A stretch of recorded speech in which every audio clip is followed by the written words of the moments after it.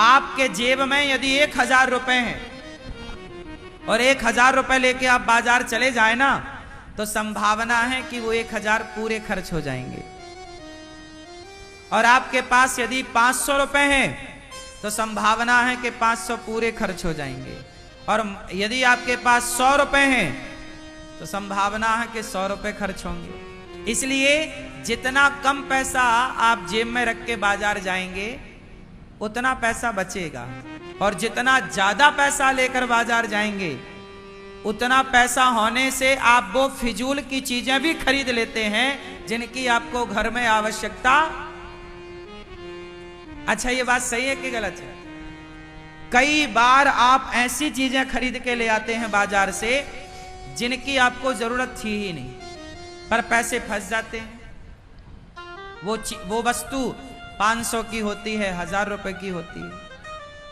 5-5 हजार की चीजें भी कई बार आप ऐसी ले आते हैं जिनकी आपको कोई जरूरत, बस आपके पड़ोसी के घर में थी तो आपको लगा मेरे घर में भी हो। अरे उसको शायद उसकी जरूरत रही हो, आपको क्या जरूरत थी,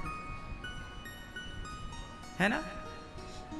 आपके वॉशरूम में, आपके घर की वॉशरूम में इतने सारे आपने क्रीम पाउडर जमा रखे हैं जो मतलब की हैं वो तो ठीक है, पर आपके वॉशरूम में ही बहुत सारी चीजें ऐसी हैं जो बेमतलब की हैं। पर चूंकि आपके पास पैसा है तो पैसे को ना खुजली होती है। पैसे को क्या होती है? बोलो, पैसे को क्या होती है? पैसे को खुजली बहुत होती है। जैसे ही आपके पास पैसा आएगा वो टिकेगा नहीं। चलो ये खाएं, चलो वो खाएं। जब आदमी के पास पैसा नहीं होता तो सरसों का तेल लगाता है पूरी बॉडी में, और जब पैसा आता है तो सरसों का काहे लगाएगा? महंगा ले आएगा, और जब खत्म हो जाएगा तो फिर सरसों में आएगा। अरे जब सरसों में आना ही था तो गए काहे वहां तक? ये पैसे को ना बहुत खुजली होती है, टिकता ही नहीं। आएगा, ये हमारी माताएं पैसा कम है तो आप 200 की साड़ी पहनती हैं, 300 की साड़ी पहनती हैं, और पैसा आता है तो आपको 5000 से कम की तो चाहिए ही नहीं। ये आदमी पैसा नहीं होता तो 50 रुपया का पौआ पीता है, और पैसा आ जाए तो 500 वाला पीता है। हाँ या ना? तो पैसे को खुजली है कि नहीं? ये दोस्त तुम्हारा नहीं है, तुम्हारे पैसे का है। इसलिए कहता हूं, पैसा कमाने के पहले पैसा कहां खर्च करना है ये सीख लो, क्योंकि पैसा कमाना बड़ी बात नहीं है, पैसे को खर्च करना बड़ी बात है। अच्छा बताओ, पैसा कहां खर्च करना चाहिए? क्या है बेटा सही जगह?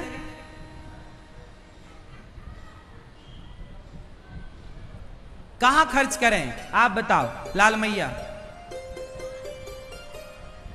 आप बताओ।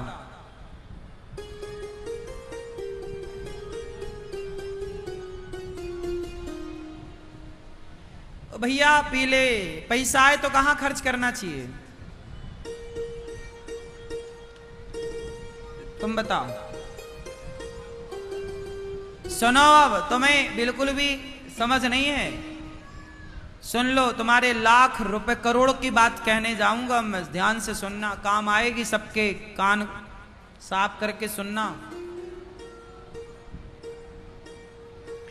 पैसे कमाओ क्रीम पाउडर में नहीं, गाड़ी घोड़ा में नहीं, पैसा कमाओ उसे बचाओ, और आप अपने लिए सबसे पहले एक घर खरीदो। आपके पास एक घर है, फिर भी एक घर और खरीदो। पैसा है तो एक घर खरीदो अपने लिए। और पैसा है तो एक छोटा सा खेत खरीद लो, पैसा है तो एक आध प्लॉट खरीद लो। बोलो हाँ। यदि पैसा आपके पास है तो वो खर्च हो जाएगा। एक संपत्ति होती है चल, एक संपत्ति होती है अचल। हाँ, चल संपत्ति क्या है? सोना चांदी हीरा मोती चल संपत्ति है, ये चोरी हो सकती है। एक संपत्ति है अचल। अचल मतलब आपका घर, आपका प्लॉट, आपका खेत। पैसा आवे तो बड़े महंगे कपड़ों में ना उड़ाओ, बड़ी महंगी गाड़ी के चक्कर में ना पड़ो। जरूरत है तो लो, पर पैसे बचाओ और अपने लिए घर। जो आदमी अपने लिए घर बनाता है, अपने पैसों से अपने घर पर रहता है, मैं उसे सफल मानता हूं कि व्यक्ति सफल है। सफल है ये व्यक्ति जिसने अपने पैसों से अपने लिए एक घर बनाता और अपने घर में अपने माता अपने पिता की सेवा करे। भाई तुम्हारा घर है पैतृक, कोई बात नहीं, पर आपके पास एक आज का यूनिक नया घर भी होना चाहिए। और वो संपत्ति है, चलो मत रहना, किराए से दे देना। 5,000 रुपए 10,000 रुपए महीने का आता रहेगा, बना रहेगा पैसा। वो पैसा तुम्हारे भगवान ना करे बुरा वक्त आवे काम आएगा। 2 पैसा बना रहेगा तो काम आएगा। और तुम पैसा आया महंगी साड़ी पहन के चली महारानी ठम ठम ठम ठम, क्या पाओगी? क्या पाओगी? वो साड़ी 2 महीने बाद कचरे में दिखेगी।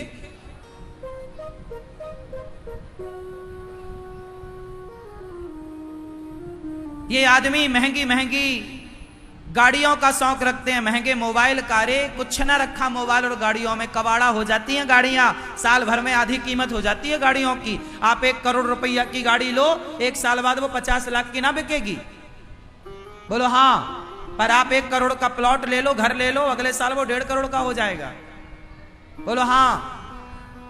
इसलिए पैसा सही जगह खर्च करो। देखो आपके लिए दास अनिरुद्ध कितनी अच्छी सलाह दे रहा है आपके और ये बच्चे नौजवान महंगी सिगरेट पीता छोरा, 20 रुपया वाली, पागल कहीं का, सिगरेट काहे पीता है रे भैया? पैसा बचा, कमा कमा करके। जिस दिन तू अपने पैसे से घर खरीदेगा ना, तेरा बाप गदगद हो जाए, वाह बेटा सफल हो गया तू। आज के जमाने में घर खरीदना सबसे बड़ी बात है। आज के जमाने में घर खरीदना, कह दो अपने बच्चों से सफल है तो घर खरीद के दिखा। तू यदि घर खरीद के दिखाता है तो मैं तुझे सफल मानूंगा, वरना नालायक सिगरेट पी रहा है, शराब पी रहा, कौन सी बड़ी बात? ये कोई बड़ी बात है? तूने बड़ा महंगा मोबाइल रखा लाख रुपया का, अरे इसमें क्या बड़ी बात है कि 2 लाख का तूने मोबाइल रखा है? ना, अपने दोस्तों को आप दिखाते हो, देख मेरे पास 2 लाख का मोबाइल। पागल हो तुम? दोस्तों को मोबाइल ना दिखाओ, अपने लिए घर खरीदो और अपने घर में दोस्तों को बढ़िया लड्डू की पार्टी दो। आओ साहब हमारे घर लड्डू खाने, घर के लड्डू खिलाएंगे तुम्हें। बताओ बाप खुश हो जाएगा ना जब बेटा घर खरीदेगा। वाह मेरा बेटा देखो घर खरीदा, भले छोटा हो, भले छोटा हो, 1 कमरे का हो, 2 कमरे का हो, 4 कमरे का हो, वो तुम्हारी भगवान क्षमता जो बनाए, पर घर घर होता है। बोलो हाँ। तुम जो पैसा उड़ाते हो ना यहां वहां, बचाओ, खर्चे कम करो। घर, मैं उस लड़के को, मैं उस लड़की को सफल मानता हूं जिसने अपने पैसे से अपने लिए घर खरीदा। मेरी नजर में हर वो लड़का, हर वो लड़की सफल है जिसने अपने पैसे बचा बचा कर अपने लिए घर खरीद लिया, वो सफल है। दाद देनी पड़ेगी, पीठ थपथपानी पड़ेगी, वाह तूने कमाल कर दिया। बड़ा मोबाइल रखने वाला सफल नहीं है, बड़ी गाड़ी खरीद के उड़ा देने वाला सफल नहीं है। हाँ गाड़ी तो कल नहीं रहेगी, पर घर तो हाँ सदा रहेगा। कितनों को मेरी बात समझ में आ गई? सफल व्यक्ति कौन? जिसने अपनी मेहनत से घर बनाया। क्यों बेटा, सही है? लड़कियों को भी कमाना चाहिए और घर खरीदना चाहिए, काम आएगा। और आपकी जरूरतें पूरी करके 2 पैसा बच जाए तो फिर उस पैसे को किसी भूखे को, प्यासे को, दीन दुखी की तरफ, आपको भगवान ने ज्यादा पैसा दिया है तो आप किसी भूखे को रोटी भी देना मत छोड़िएगा, क्योंकि उस भूखे की मदद करने से आपका धन कई गुना बढ़ेगा।